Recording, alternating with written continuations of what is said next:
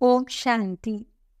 1 अगस्त 2024। मीठे प्यारे बाबा के आज के मधुर महावाक्य। आज की मुरली के कुछ मुख्य पॉइंट्स। आज बाबा हमें समझाते कि हम बच्चों को इस देह से ममत्व निकाल जीते जी मरना है। डबल ताजधारी बनने के लिए पढ़ाई की मेहनत करनी है, दैवी गुण धारण करने हैं। जैसे बाप सदा कल्याणकारी है, ऐसे हम बच्चों को भी सर्व के प्रति कल्याणकारी दृष्टि ही रखनी है। यदि कोई हमारी ग्लानि करे, अकल्याण करे या गाली दे, हमें फिर भी उसके प्रति अपने मन में घृणा भाव नहीं रखनी है। अपकारी पर भी उपकार करना है। यही हम ज्ञानी तो आत्माओं का कर्तव्य है। तो चलिए सुनते हैं आज की बाबा की मीठी प्यारी मुरली। ओम शांति। बाबा कहते, मीठे बच्चे, तुम पवित्र बनने के बगैर वापस जा नहीं सकते। इसलिए बाप की याद से आत्मा की बैटरी को चार्ज करो और नेचुरल पवित्र बनो। प्रश्न: बाबा, तुम बच्चों को घर चलने के पहले कौन सी बात सिखलाते हैं? उत्तर: बच्चे, घर चलने के पहले जीते जी मरना है। इसलिए बाबा तुम्हें पहले से ही देह के भान से परे ले जाने का अभ्यास कराते हैं, अर्थात मरना सिखलाते हैं। ऊपर जाना माना मरना, जाने और आने का ज्ञान अभी तुम्हें मिला है। तुम जानते हो, हम आत्मा ऊपर से आई हैं इस शरीर द्वारा पाठ बजाने। हम असुर वहाँ के रहने वाले हैं, अभी वहाँ ही वापस जाना है। ओम शांति। अपने को आत्मा समझ बाप को याद करने में कोई तकलीफ नहीं है। गुटखा नहीं खाना है। इसको कहा जाता है सहज याद। पहले पहले अपने को आत्मा ही समझना है। आत्मा ही शरीर धारण कर पाठ बजाती है। संस्कार भी सब आत्मा में ही रहते हैं। आत्मा तो इंडिपेंडेंट है। बाप कहते हैं, अपने को आत्मा समझ मुझ बाप को याद करो। ये नॉलेज अभी ही तुमको मिलती है, फिर नहीं मिलेगी। तुम्हारा ये शांत में बैठना दुनिया नहीं जानती। इसको कहा जाता है नेचुरल शांति। हम आत्मा ऊपर से आई हैं इस शरीर द्वारा पाठ बजाने। हम आत्मा असुल वहाँ के रहने वाले हैं। ये बुद्धि में ज्ञान है। बाकी इसमें हठ योग की कोई बात नहीं, बिल्कुल सहज है।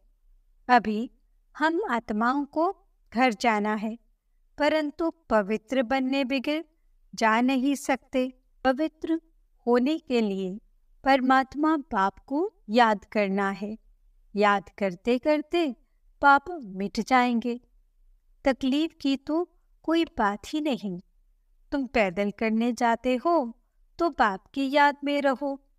अभी ही याद से पवित्र बन सकते हो। वहाँ वह तो है पवित्र दुनिया। वहाँ उस पावन दुनिया में इस ज्ञान की कोई दरकार नहीं रहती, क्योंकि वहाँ कोई विकर्म होता नहीं। यहाँ याद से विकर्म विनाश करने हैं। वहाँ तो तुम नेचुरल चलते हो, जैसे यहाँ चलते हो, फिर थोड़ा थोड़ा नीचे उतरते हो। ऐसे नहीं कि वहाँ भी तुमको ये प्रैक्टिस करना है। प्रैक्टिस अभी ही करना है। बैटरी अब चार्ज करना है, फिर आहिस्ते आहिस्ते बैटरी डिस्चार्ज होना ही है। बैटरी चार्ज होने का ज्ञान अभी एक ही बार तुमको मिलता है। सतो प्रधान से तमो प्रधान बनने में तुमको कितना समय लग जाता है? शुरू से लेकर कुछ न कुछ बैटरी कम होती जाती है। मूल वतन में तो है ही आत्माएं, शरीर तो है नहीं, तो नेचुरल उतरने अर्थात बैटरी कम होने की बात ही नहीं। मोटर जब चलेगी तब तो बैटरी कम होती जाएगी। मोटर खड़ी होगी तो बैटरी थोड़े ही चालू होगी। मोटर जब चले तब बैटरी चालू होगी। भाई, मोटर में बैटरी चार्ज होती रहती है, लेकिन तुम्हारी बैटरी एक ही बार इस समय चार्ज होती है। तुम फिर जब यहाँ शरीर से कर्म करते हो, फिर थोड़ी बैटरी कम होती जाती है। पहले तो समझाना है कि वह है सुप्रीम फादर, जिसको सब आत्माएं याद करती हैं। हे भगवान कहते हैं, वह बाप है, हम बच्चे हैं। यहाँ तुम बच्चों को समझाया जाता है बैटरी कैसे चार्ज करनी है। भल घूमो फिरो, बाप को याद करो तो सतो प्रधान बन जाएंगे। कोई भी बात न समझो तो पूछ सकते हो, है बिल्कुल सहज। 5000 वर्ष बाद हमारी बैटरी डिस्चार्ज हो जाती है। बाप आकर सबकी बैटरी चार्ज कर देते हैं। विनाश के समय सब ईश्वर को याद करते हैं। समझो, बाढ़ हुए तो भी जो भक्त होंगे वे भगवान को ही याद करेंगे, परंतु उस समय भगवान की याद आ नहीं सकती। मित्र संबंधी धन दौलत ही याद आ जाता है। भल हे भगवान कहते हैं, परंतु वे भी कहने मात्र। भगवान बाप है, हम उनके बच्चे हैं, ये तो जानते ही नहीं। उनको सर्वव्यापी का उल्टा ज्ञान मिलता है। बाप आकर सुलटा ज्ञान देते हैं। भक्ति की डिपार्टमेंट ही अलग है। भक्ति में ठोकरें खानी होती हैं। ब्रह्मा की रात सो ब्राह्मणों की रात है, ब्रह्मा का दिन सो ब्राह्मणों का दिन है। ऐसा तो नहीं कहेंगे शूद्रों का दिन, शूद्रों की रात। ये राज बाप बैठ समझाते हैं। यह है बेहद की रात व दिन। अभी तुम दिन में जाते हो, रात पूरी होती है। यह अक्षर शास्त्रों में है। ब्रह्मा का दिन ब्रह्मा की रात कहते हैं, परंतु जानते नहीं हैं। तुम्हारी बुद्धि अब बेहद में चली गई है। यूं तो देवताओं को भी कह सकते हैं विष्णु का दिन, विष्णु की रात, क्योंकि विष्णु और ब्रह्मा का संबंध भी समझाया जाता है। त्रिमूर्ति का ऑक्यूपेशन क्या है और तो कोई समझ न सके। वह तो भगवान को ही कच्छ मच्छ में व जन्म मरण के चक्र में ले गए हैं। राधे कृष्ण आदि भी मनुष्य हैं, परंतु दैवी गुणों वाले। अभी तुमको ऐसा बनना है। दूसरे जन्म में देवता बन जाएंगे। 84 जन्मों का जो हिसाब किताब था वह अब पूरा हुआ, फिर रिपीट होगा। अब तुमको ये शिक्षा मिल रही है। बाप कहते हैं, मीठे मीठे बच्चों, अपने को आत्मा निश्चय करो। कहते भी हैं हम पाठधारी हैं, परंतु हम आत्माएं ऊपर से कैसे आती हैं ये नहीं समझते हैं। अपने को देहधारी ही समझ लेते हैं। हम आत्मा ऊपर से आती हैं, फिर कब जाएंगी? ऊपर जाना माना मरना, शरीर छोड़ना। मरना कौन चाहते हैं? यहाँ तो बाप ने कहा है तुम इस शरीर को भूलते जाओ। जीते जी मरना तुमको सिखलाते हैं। जो और कोई सिखला न सके। तुम आए ही हो अपने घर जाने के लिए। घर कैसे जाना है यह ज्ञान अभी ही मिलता है। तुम्हारा इस मृत्यु लोक का यह अंतिम जन्म है। अमर लोक सत्यु को कहा जाता है। अभी तुम बच्चों की बुद्धि में है। हम जल्दी जल्दी जावें। पहले पहले तो घर मुक्ति धाम में जाना पड़ेगा। यह शरीर रूपी कपड़ा यहाँ ही छोड़ना है। फिर आत्मा चली जाएगी घर। जैसे हद के नाटक के एक्टर्स होते हैं। नाटक पूरा हुआ तो कपड़े वहाँ ही छोड़कर घर के कपड़े पहन घर में जाते हैं। तुम्हें भी अब ये चोला छोड़ जाना है। सत्युग में तो थोड़े देवताएं होते हैं। यहाँ तो कितने मनुष्य हैं, अनगिनत। वहाँ तो होगा ही एक आदि सनातन देवी देवता धर्म। अभी तो अपने को हिंदू कह देते हैं। अपने श्रेष्ठ धर्म कर्म को भूल गए हैं, तब तो दुखी हुए हैं। सत्युग में तुम्हारा श्रेष्ठ कर्म धर्म था। अभी कलयुग में धर्म भ्रष्ट है। बुद्धि में आता है कि हम कैसे गिरे हैं। अभी तुम बेहद के बाप का परिचय देते हो। बेहद का बाप ही आकर नई दुनिया स्वर्ग रचते हैं। कहते हैं मन मना भव। यह गीता के ही अक्षर हैं। सहज राज्यों के ज्ञान का नाम रख दिया जाता है गीता। यह तुम्हारी पाठशाला है। बच्चे आकर पढ़ते हैं तो कहेंगे हमारे बाबा की पाठशाला है। जैसे कोई बच्चे का बाप प्रिंसिपल होगा तो कहेंगे हम अपने बाबा के कॉलेज में पढ़ते हैं। उनकी माँ भी प्रिंसिपल है तो कहेंगे हमारे माँ बाप दोनों प्रिंसिपल हैं, दोनों पढ़ाते हैं। हमारे मम्मा बाबा का कॉलेज है। तुम कहेंगे हमारे मम्मा बाबा की पाठशाला है, दोनों ही पढ़ाते हैं। दोनों ने ये रूहानी कॉलेज व यूनिवर्सिटी खोली है, दोनों इकट्ठे पढ़ाते हैं। बाप ने बच्चों को एडॉप्ट किया है। ये बहुत गुह्य ज्ञान की बातें हैं। बाप कोई नई बात नहीं समझाते हैं। यह तो कल्प पहले भी समझानी दी है। हाँ, इतनी नॉलेज है जो दिन प्रतिदिन गुह्य होती जाती है। आत्मा की समझानी देखो अभी तुमको कैसे मिलती है। इतनी छोटी सी आत्मा में 84 जन्मों का पाठ भरा हुआ है। वह कभी विनाश नहीं होता। आत्मा अविनाशी तो उनमें पाठ भी अविनाशी है। आत्मा ने कानों द्वारा सुना। शरीर है तो पाठ है। शरीर से आत्मा अलग हो जाती है तो जवाब नहीं मिलता।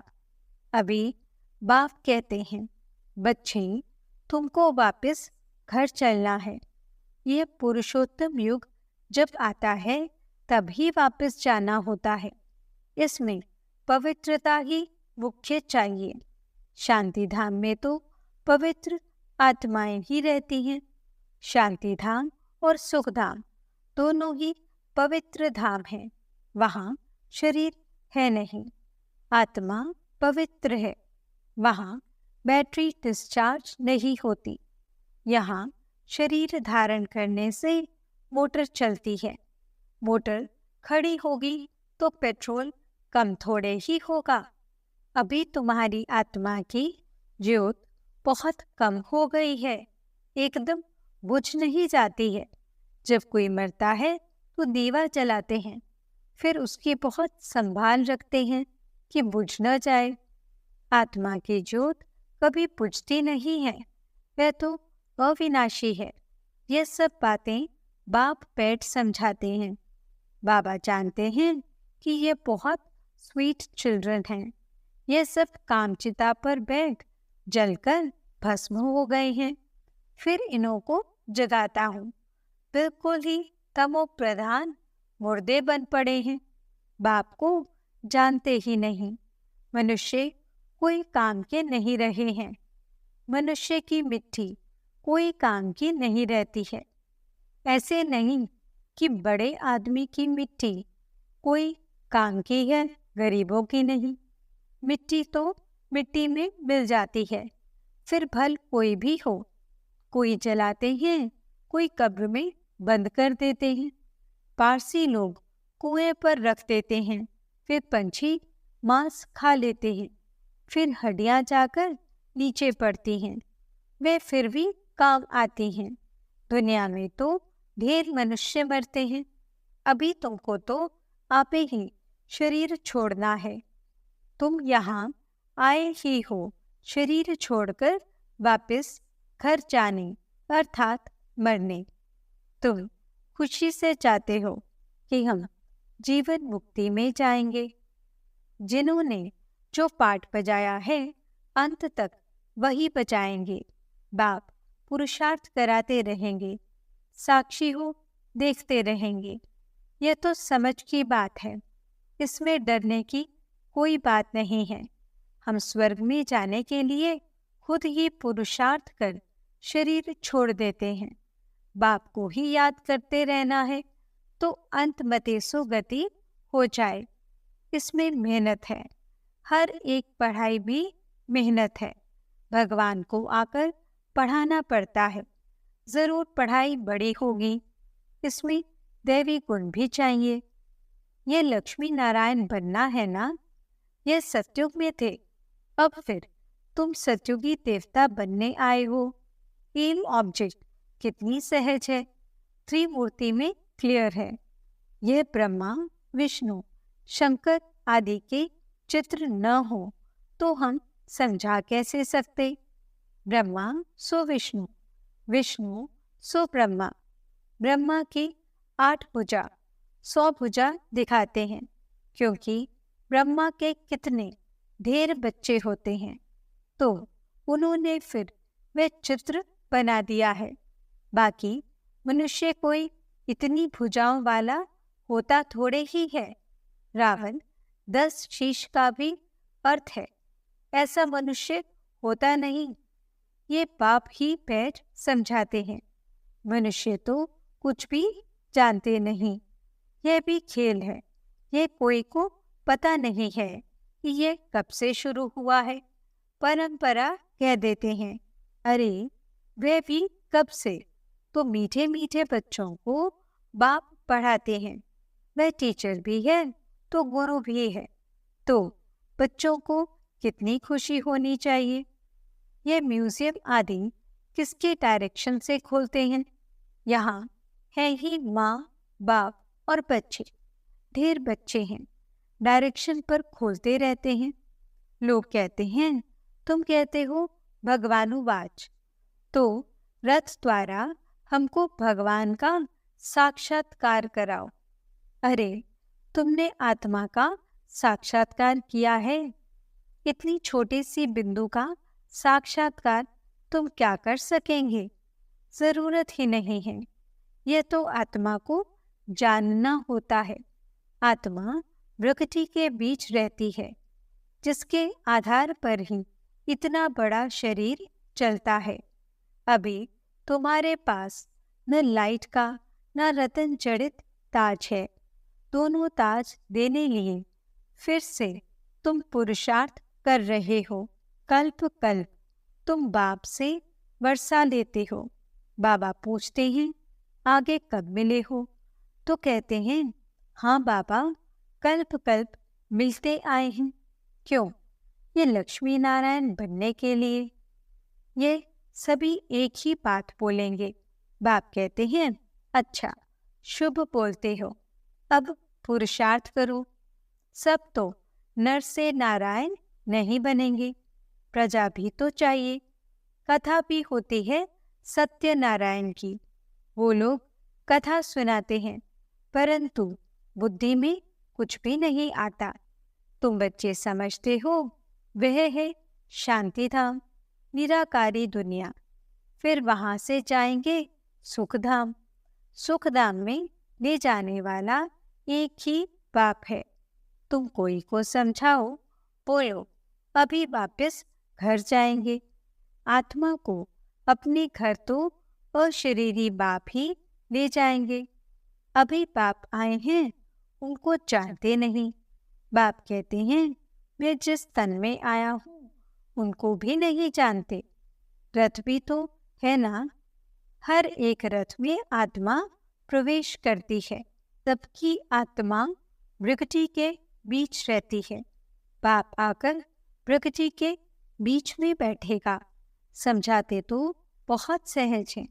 पतित पावन तो एक ही बाप है। बाप के सब बच्चे एक समान हैं। उनमें हर एक का अपना अपना पार्ट है। इसमें कोई इंटरफेयर नहीं कर सकता। अच्छा, मीठे मीठे सिकिलते बच्चों प्रति माता पिता बाप दादा का याद प्यार और गुड मॉर्निंग। रूहानी बाप की रूहानी बच्चों को नमस्ते।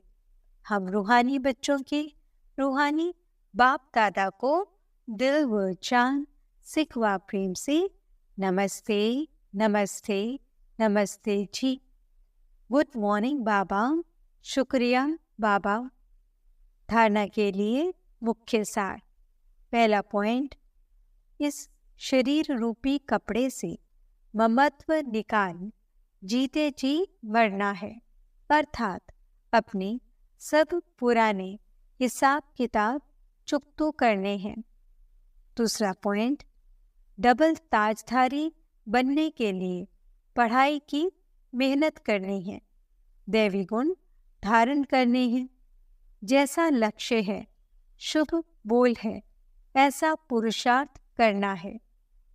वरदान, अकल्याण के संकल्प को समाप्त कर अपकारियों पर उपकार करने वाले ज्ञानी तो आत्मा भव।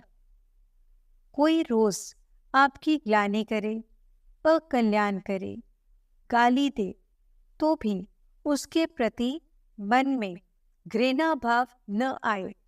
अपकारी पर भी उपकार, यही ज्ञानी तो आत्मा का कर्तव्य है। जैसे आप बच्चों ने बाप को 63 जन्म गाली दी, फिर भी बाप ने कल्याणकारी दृष्टि से देखा, तो फॉलो फादर। यानी तू आत्मा का अर्थ ही है सर्व के प्रति कल्याण की भावना। अकल्याण संकल्प मात्र भी नहीं हो। स्लोगन, मन मनाभव की स्थिति में स्थित रहो तो औरों के मन के भावों को जान जाएंगे। ओम शांति।